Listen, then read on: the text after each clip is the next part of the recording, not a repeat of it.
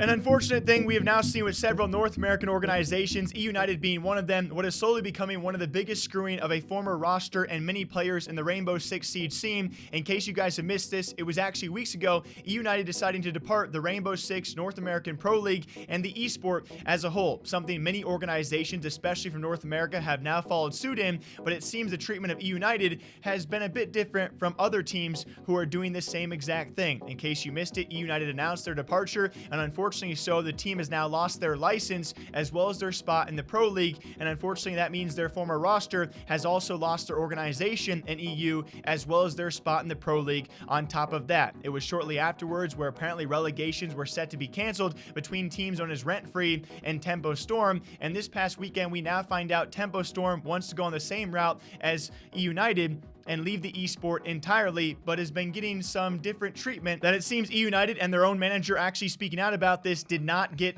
themselves. That being Tempo Storm announcing their departure, but will be getting additional time to actually seek and find an organization to buy out their players and their said Pro League spot. In case you guys are unaware, and I've actually spoken to a couple figures out there, it seems E United, once they announced their departure, they lost their license and lost their spot and were not given the additional time, or it seems maybe time at all, to have their roster be placed in another organization's hands and retain their spot in the Pro League. Who is ultimately screwed the most in this situation is the former E United players, who to their credit have really not spoken up too much about this. They've retweeted a few things here and there. They've pointed out EU Burns and his statement in response to North American Rainbow Six Siege on this instance, but ultimately this sucks the most for these players because other organizations, luckily, hopefully, those rosters will find other orgs to join and retain their Pro League spots.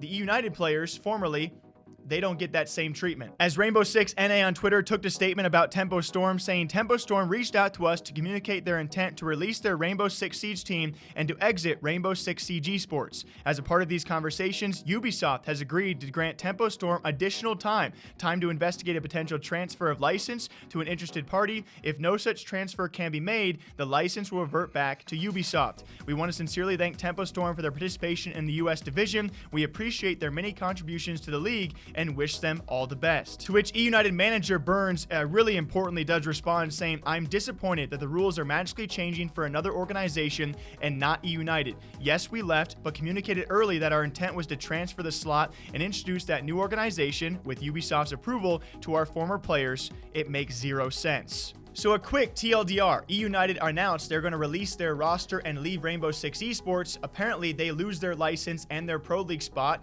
from Ubisoft and are not even allowed to get additional time to seek an organization to buy that spot and their roster for the Pro League. It seems when Tempo Storm wants an exit as well, they get additional time to actually seek that organization, and thus it's not the same treatment. Now, there is no further response from Ubisoft. If there is, I will share with all of you guys, but as it stands right now, it seems straightforward from what we have read so far out there publicly of what is being said. E United's former roster and E United were not given the same opportunity to have their players have a future inside Pro League as Tempo Storm was given. If Ubisoft does respond on this, which I do think the players do deserve some sort of explanation about this, even if that explanation does thoroughly explain why this choice was made, you are messing with the future lives of an esport that is struggling in North America, and not the only one doing so. You are potentially messing with the lives and futures of these players specifically, who I feel the worst for in this case. They deserve that explanation, in my opinion.